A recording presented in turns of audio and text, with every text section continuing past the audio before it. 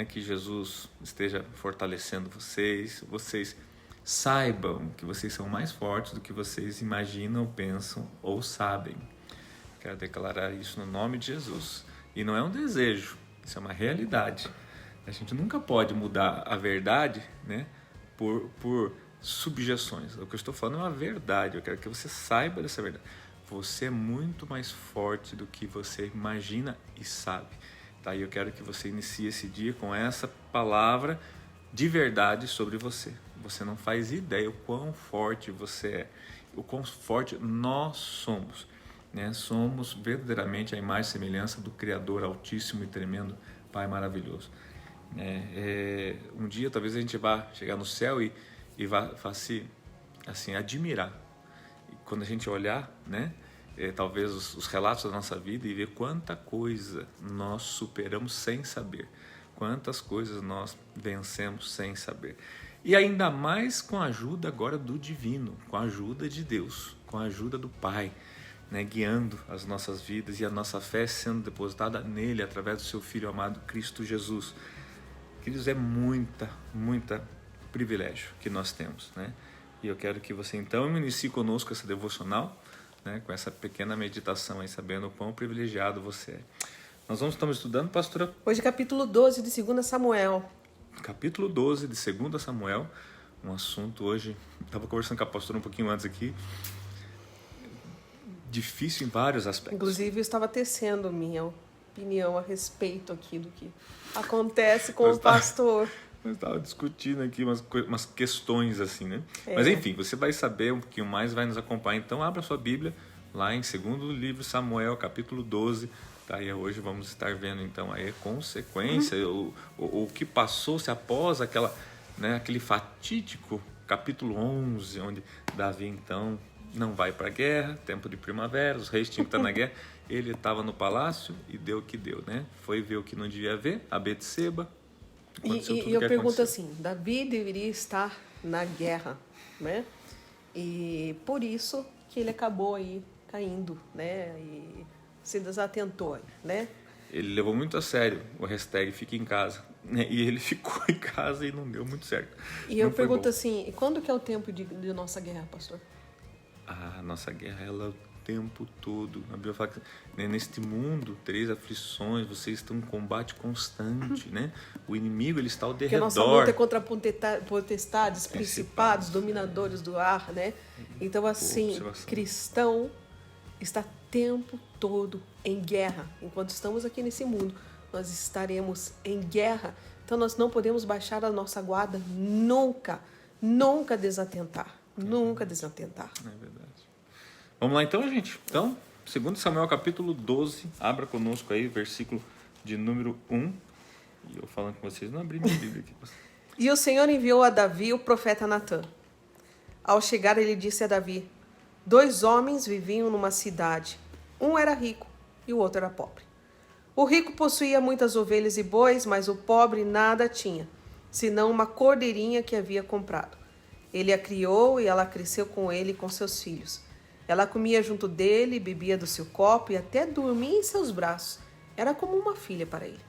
Certo dia, um viajante chegou à casa do rico e este não quis pegar uma de suas próprias ovelhas ou de seus bois para preparar-lhe uma refeição. Em vez disso, preparou para o visitante a cordeira que pertencia ao pobre. Então Davi encheu-se de ira contra o homem e disse a Natã: juro pelo nome do Senhor que o homem que fez isso merece a morte. Deverá pagar 4 vezes o preço da cordeira, porquanto agiu sem misericórdia. Versículo 7, Natã diz: você é esse homem. Disse Natã a Davi. E continuou: assim diz o Senhor, o Deus de Israel: eu ungi rei de Israel e o livrei das mãos de Saul. Dei a você a casa e as mulheres do seu senhor. Dei a você a nação de Israel e Judá. E se tudo isso não fosse suficiente, eu teria dado mais ainda. Por que você desprezou a palavra do Senhor, fazendo o que ele reprova? Você matou Urias, o Tita, com a espada dos amonitas e ficou com a mulher dele. Por isso, a espada nunca se afastará de sua família, pois você me desprezou e tomou a mulher de Urias, o Hitita, para ser sua mulher. Assim diz o Senhor: De sua própria família trarei desgraça sobre você. Tomarei as suas mulheres diante dos seus próprios olhos e as darei a outro, e ele se deitará com elas em plena luz do dia. Você fez isso às escondidas, mas eu o farei diante de todo Israel em plena luz do dia. Então Davi disse a Natã: pequei contra o Senhor. E Natã respondeu: o Senhor perdoou o seu pecado, você não morrerá. Entretanto, uma vez que você insultou o Senhor, o menino morrerá. Depois que Natã foi para casa, o Senhor fez adoecer o filho que a mulher de Urias dera a Davi. E Davi implorou a Deus em favor da criança. Ele jejuou e, entrando em casa, passou a noite deitado no chão. Vamos tentar, nesses primeiros aí 16 versículos, né, gente? A conta vem. A conta vem. A né? conta vem. Você sabe, gente, que assim, eu estava conversando com o pastor justamente isso. A gente tem que utilizar dessas escrituras, né, para ver assim o quanto não vale a pena errarmos, pecarmos. Porque ainda que contamos com a misericórdia de Deus, ainda que contamos com o perdão de Deus, ainda que contamos que o sangue de Jesus é derramado na cruz para perdoar os nossos pecados, né? E temos um Deus perdoador, nós vemos aqui Deus perdoando, né, Davi, mas os castigos temporais, que as consequências, os frutos do que se plantou precisam ser colhidos. Para que haja o quê? Justiça. Então, queridos, aqui já não é, mas você veja que aqui, essa foi até a pergunta que nós estávamos, eu e a pastora passando, né? Tipo assim, foi pesado, uma sentença pesada que Davi recebeu, uma sentença pesadíssima, muito pesada, né? Particularmente aqui, né, uma opinião minha, né, pessoal, eu falava para o pastor que eu achei que a sentença foi pesada demais, né, pelo ato cometido. Por quê? Né? Até eu explicar para o pastor. Então, é até interessante você pensar também, né, sobre isso. Nós tentarmos entender o texto, né? Porque, assim, Davi errou, matou Urias, ficou claro, né? O próprio Deus falou, o próprio pecado Deus, foi se matou, né? Falou assim, não foi assim Joabe que matou, foi você que matou, porque foi você que colocou ele na linha de frente, né? Ok. Em seguida, quem morre quem? O filho dele. Falou assim, teu filho vai morrer. Então, assim, a perda do filho, não foi ele que pagou, gente, a conta, foi o filho. A perda de um filho é muito grande, gente. Imagine assim, você matou alguém intencionalmente, tá? Né? Matou essa pessoa. Daí Deus vem e fala assim, ó, teu filho agora vai morrer. Gente, que dor. Porque assim, você prefere morrer, né? Você prefere pagar pelo teu pecado. Claro. Você não quer que um inocente então, assim, pague. a morte de um filho já é suficientemente dolorosa, né? E eu acho que já seria uma punição que estaria ali, assim, elas a elas, né? Outra coisa. Olho por olho, dente por dente, né? Daí ele fala assim, você fez isso às escondidas, né? Você dormiu com a esposa de outro homem às escondidas, né? Eu vou fazer com que durmam com as suas esposas à luz do dia, publicamente. Ele fala, eu, Senhor, vou fazer isso. Né? Então, quer dizer, também ali, né, ficou, tipo assim... Os juros estavam juntos. Tava juros ali. E como não se bastasse isso, gente, você vai ver que lá também vai estar envolvido o filho, né? E daí aqui, quando fala que a espada nunca se apartará da sua casa, daí eu falei assim, meu Deus do céu. Vocês vão ter guerra. Eu acho que particularmente, eu acho que foi pesado demais. Foi muito maior do que o que ele fez. Isso aqui é a opinião da pastora Andréia, tá, gente? Bem claro. E daí a reflexão que nós estamos fazendo é o seguinte, eu concordo que foi pesadíssimo e por isso a importância de nós não ficarmos experimentando dos pecados, tá? Agora, a pergunta é, Deus foi injusto? Não tem como você dizer que Deus foi injusto. Não se pode dizer que está injusto. Primeiro, porque Deus é Deus, né? Segundo, porque assim, Ele é o Deus, a base do trono dele é a justiça. Talvez então seja o quê? Deus tentando dizer para nós o quão caro é o salário do pecado. Porquanto você insultou o Senhor. Aqui dá no versículo 14. Entretanto, uma vez que você insultou o Senhor, o menino morrerá. Sabe aquela coisa assim, ai daquele que cair na mão do Deus vivo? Exatamente, ele insultou. Então, Isso aqui é para quem cai na mão do Deus Eu até vivo. conversava com o pastor, falei assim, meu Deus, mas será que não tinha nada que Davi pudesse fazer depois que mudasse esse veredito tão ruim, tão ruim? Até eu falava pro pastor, você acha que foi injusto, amor? Né? Né, pastor André, falei assim, puxa vida, da minha perspectiva humana... Não, foi duro. Você não pode dizer que foi injusto. Injusto seria dizer que Deus não é justo. Não é justo, mas assim, então, eu acho que foi pesado demais. E foi. Gente, é incontestável, a gente não pode fugir disso. Foi pesado demais, mas foi justo. Mas os desígnios do Senhor ninguém entende. É justo por quê? Porque Deus é justo, Deus não cobraria algo indevido, tá? E observe que, eu falei para a pastora, eu falei, amor, isso serve uma lição muito forte para nós. Por quê? Às vezes a gente acha o seguinte, não, eu não me preocupo tanto de errar, porque se eu errar, eu que vou pagar a minha conta. E não é verdade isso. Isso não é verdade, a gente precisa saber que não é a gente que paga. São inocentes que vão pagar. Pessoas inocentes que vão pagar. Sabe assim, nós vamos pagar, quem sabe, a dor da consciência, que estamos fazendo pessoas morrerem. Tá? Mas antes fosse nós que pagássemos pelo nosso pecado. Que é uma prova bíblica disso? Quem que pagou pelo pecado da humanidade? É a humanidade ou foi um inocentezinho chamado Jesus Cristo, Filho de Deus? Por isso que assim, nós podemos até nos chocar e falar, puxa, Deus foi pesado demais aqui na disciplina. Só que ele pode, né? Ele deu o filho dele também, né? Ele perdeu o filho dele também. Que também não era justo que o filho dele morresse pelo pecado de toda a humanidade.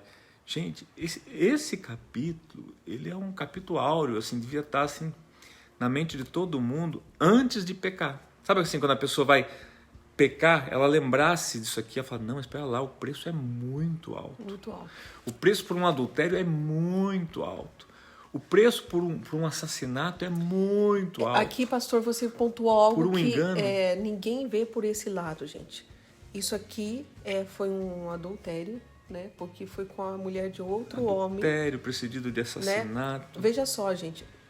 O que ocasiona, nós poderíamos resumir no quê? A morte dos filhos. Exatamente. O adultério provoca a morte dos filhos. Tá? Não, mas vai ser assassinado? Não, você mesmo está assassinando. Tá? E nós aqui como pastores, nós temos visto isso. Gente, a gente aconselha casais, coisas assim. A gente tenta até a última instância tentar dar uma perspectiva diferente para os casais, né? Porque enquanto os casais estão em luta, né? Um vê de um jeito, outro vê do outro, e às vezes precisa de uma pessoa que os leve a olhar de uma maneira diferente. Né? Mas quando se fala em divórcio, gente, os filhos são os diretamente afetados. Diretamente afetados. E não tem como dizer assim, mas não vai acontecer nada com eles. Gente, a gente atende filhos de pais divorciados. Tá? Eles estão mortinhos, esses filhos. Eles nunca mais voltam a ser os mesmos. O impacto eles não emocional, conseguem eles acreditar morrem. no casamento. Nunca não mais. Não conseguem acreditar na relação homem-mulher. Morrem em todos os sentidos. Por é um isso, assassinato. muitos vão optar pelo homossexualismo, por exemplo, que não acredita mais naquele... Gente, daí não confiam em Deus mais também, porque olha tudo o que aconteceu, onde que estava Deus nisso, gente. Daí eles morrem na fé. Gente, você vai ver o casamento, né, que foi fruto de adultério, coisa assim, os filhos, gente, estão em várias áreas mortos. Quando você pensa que cada um de nós geramos uma dinastia, que é o quê? É uma família, né? Uma dinastia. É você plantar algo que vai acabar com a sua dinastia. Vai acabar com a linhagem. Gente do céu. Por isso, assim, não é sensacionalismo, não é assim, querer forçar uma situação. Não. O adultério é algo terrível. Dentre muitos pecados, é um pecado terrível. E está aqui, a gente consegue mensurar o tamanho das consequências. Deus perdoou? Perdoou. Mas tá aqui. olha Perdoou. o preço, Deus perdoou o seu pecado. Olha o preço, gente, que está sendo pago. Tá? Veja bem, não podemos dizer Deus não perdoou, Davi perdoou. Mas quantos juros Davi pagou, continua pecando, e até hoje a sua descendência, né, carrega isso. Está na Bíblia, inclusive. Né? Tá? Vale uma ressalva aqui, rapidamente, né, sobre a sabedoria com que o profeta Natan tratou isso. A maneira como ele levou esse caso, né, diante de Davi. Né? Talvez se ele chegasse ali apontando o erro, né, de Apontando o Davi, dedo, assim, você apontando. fez isso. O cara cortava a cabeça dele. Cortava a cabeça Ele dele. perdia a cabeça. Assim, o que você pensa que é pra falar comigo? Assim, É. né? Então, quando ele coloca, assim, o que você acha numa situação que envolveu outra pessoa, a pessoa fez isso. Ele chegou com uma historinha, gente. Daí ele fez, quem fez? Você. Você é essa pessoa. Você é essa pessoa.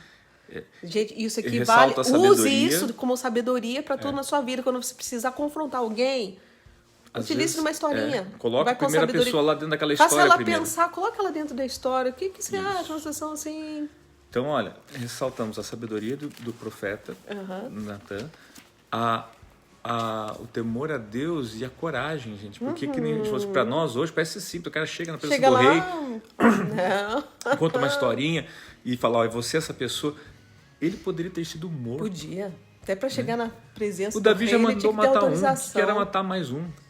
Esse cara tá sabendo, Eu vazou mato- a história, eu vou mandar vazou a matar história, ele. mando matar, E quem ele pronto. pensa que é qualquer coisa, eu vou dizer que ele veio aqui apontar o dedo pro rei. Não. Né? Gente, não ia nem sentir falta do Natan, sabe? Então, assim, você veja aí a sabedoria, ao mesmo tempo o temor a Deus e a coragem de um homem de Deus de verdade, que não tem medo de confrontar reis com sabedoria.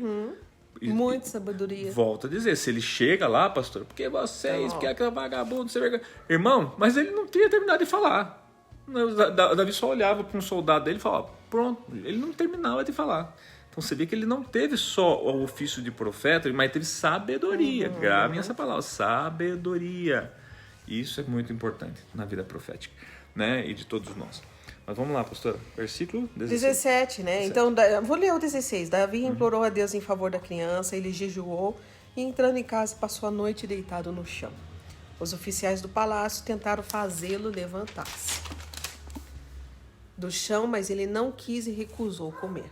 7 dias depois, a criança morreu. Os conselheiros de Davi ficaram com medo de dizer-lhe que a criança estava morta e comentaram: enquanto a criança ainda estava viva, falamos com ele e ele não quis escutar-nos. Como vamos dizer-lhe que a criança morreu? Ele poderá cometer alguma loucura. Davi amava essa criança, hein?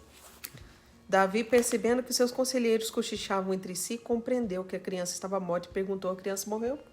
Sim, morreu, responderam eles. Então Davi levantou-se do chão, lavou-se, perfumou-se e trocou de roupa. Depois entrou no santuário do Senhor e o adorou. E voltando ao palácio, pediu que lhe preparasse uma refeição e comeu. Seus conselheiros lhe perguntaram: por que ages assim? Enquanto a criança estava viva, jejuaste e choraste, mas agora que a criança está morta, te levantas e comes. Ele respondeu: enquanto a criança ainda estava viva, jejuei e chorei. Eu pensava: quem sabe, talvez o Senhor tenha misericórdia de mim e deixe a criança viver. Mas agora que ela morreu, por que deveria jejuar? Poderia eu trazê-la de volta à vida? Eu irei até ela, mas ela não voltará para mim. Depois Davi consolou sua mulher Batseba e deitou-se com ela, e ela teve um menino, a quem Davi deu o nome de Salomão. O Senhor o amou. E enviou o profeta Natã com uma mensagem a Davi. E Natã deu ao menino o nome de Gedidias. Enquanto isso, Joabe atacou Rabá dos amonitas e conquistou a fortaleza real. Feito isso, mandou mensageiros a Davi dizendo: lutei contra Rabá e apoderei-me dos seus reservatórios de água. Agora convoca o restante do exército, cerca a cidade e conquista, senão eu teria fama de havê-lo conquistado.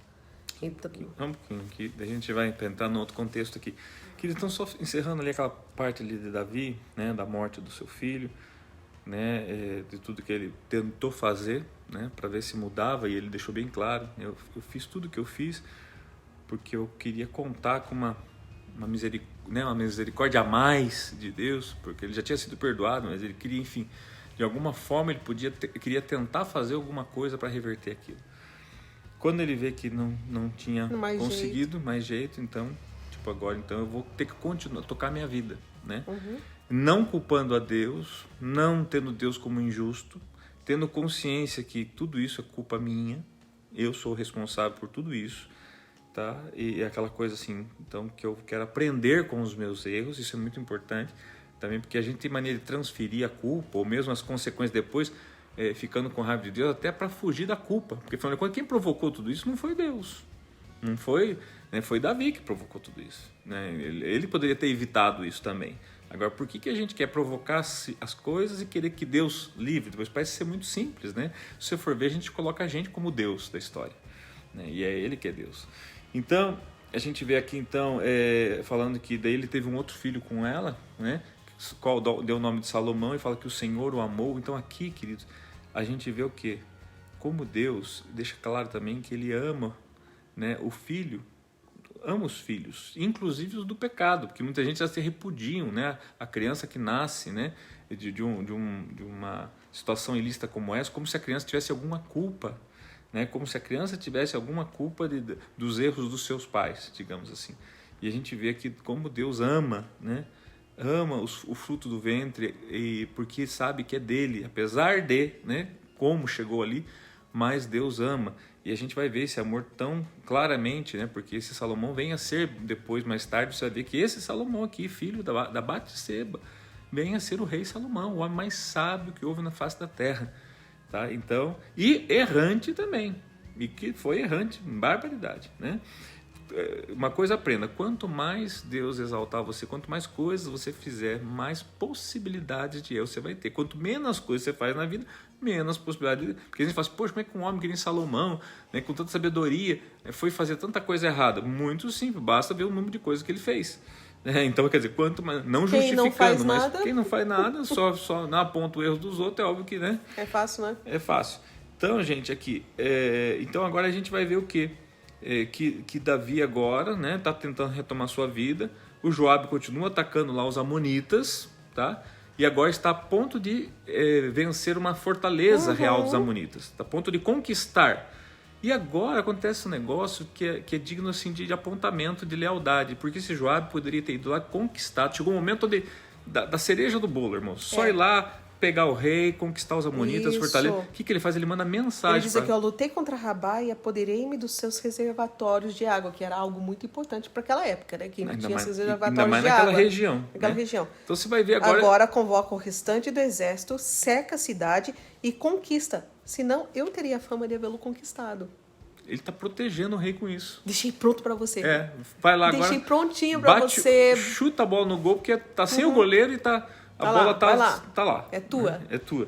Tá? Então a gente vê o quê? A preocupação dele em fazer com que Davi não deixasse de ter o prestígio de uma batalha que quem venceu foi o exército, foi Joabe. Né? Mas ele era o rei, então ele levou aquela coisa, ele levava a fama, né? Vamos ver lá o que diz na sequência. Então Davi convocou todo o exército, foi a Rabá, atacou a cidade e a conquistou. A seguir, tirou a coroa da cabeça de Moloque, uma coroa de ouro de 35 quilos, ornamentada com pedras preciosas, e ela foi colocada na cabeça de Davi. Ele trouxe uma grande quantidade de bens da cidade, e trouxe também os seus habitantes, designando-lhes trabalhos com serras, picaretas e machados, além da fabricação de tijolos. Davi fez assim com todas as cidades amonitas. Depois voltou com todo o seu exército para Jerusalém. Amém?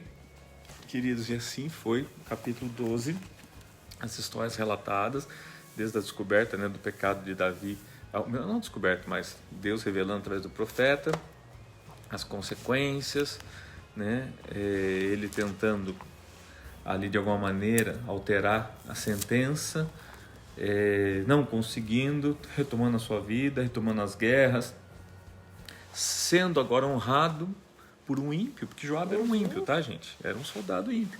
Sendo honrado por um ímpio, e aqui a gente vê que às vezes, né, os ímpios acabam honrando mais as autoridades, né, as pessoas em iminência do que quem deveria.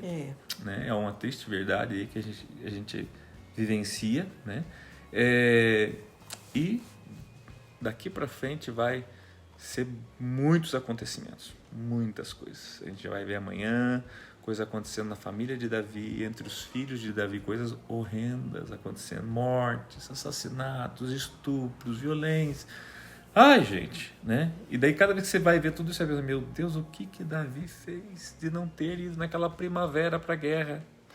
Sabe que isso? Então, se você hoje está em casa pensando se você vai para a guerra ou fica em casa, vai para a guerra, pelo amor de Deus, né? Vocês não sabem o quão difícil é você ter que ficar em casa longe da guerra, porque você está correndo mais risco em casa longe da guerra do que lá na frente da batalha tendo que combater.